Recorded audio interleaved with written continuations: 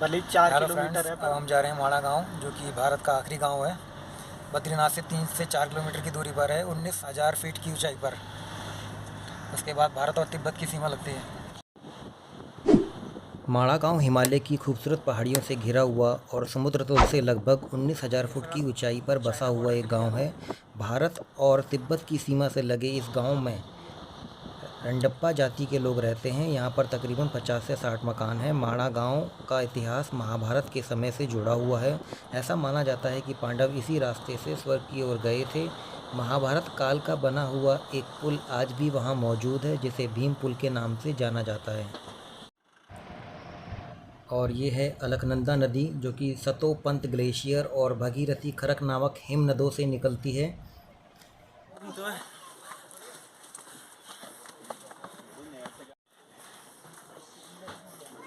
माना गांव भारत का आखिरी गांव, चाइना बॉर्डर के पास। अभी आगे जाके खूबसूरत कि क्या क्या चीज़ें हैं। आगे अलग है।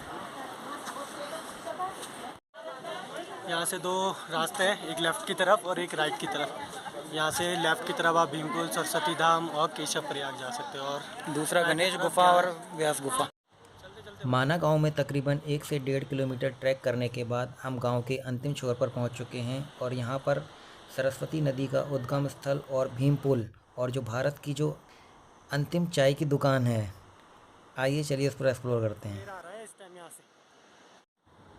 महाभारत कथा अनुसार ऐसा माना जाता है कि पांडव इस गांव से होते हुए स्वर्ग की ओर जा रहे थे, तो उन्हें यहाँ मौजूद सरस्वती नदी से रास्ता मांगा, लेकिन सरस्वती नदी ने रास्ता नहीं दिया।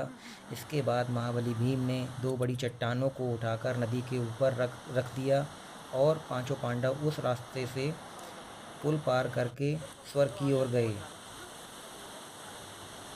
सरस्वती नदी बेशक विलुप्त हो चुकी हैं, लेकिन आज भी आपको माणा गांव में इनके दर्शन हो जाएंगे। यहाँ गांव के आखिरी छोर पर चट्टानों के बीच से एक प्रबल वेग से झरना गिरता हुआ दिखाई देता है, जो कि चट्टानों के भीतर धरातल में जाता हुआ दिखाई देता है।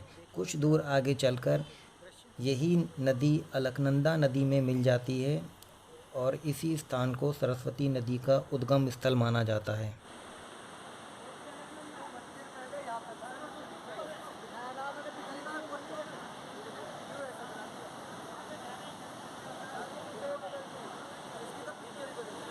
और ये है सरस्वती नदी माना गांव में। ऐसा माना जाता है कि पाताल लोक में जाती है। ये तो हम आप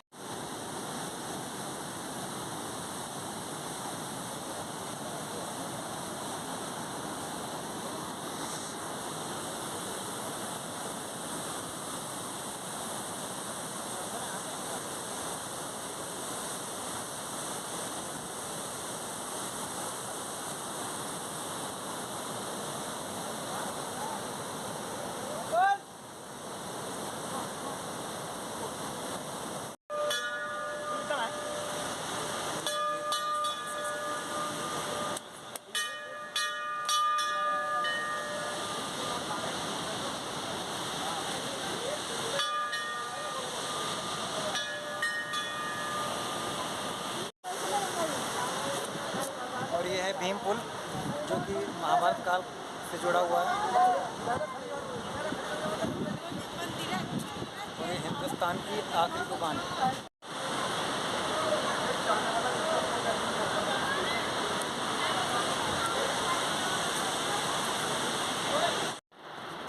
चलो 1 मिनट। डाल दिया आपके फोन में।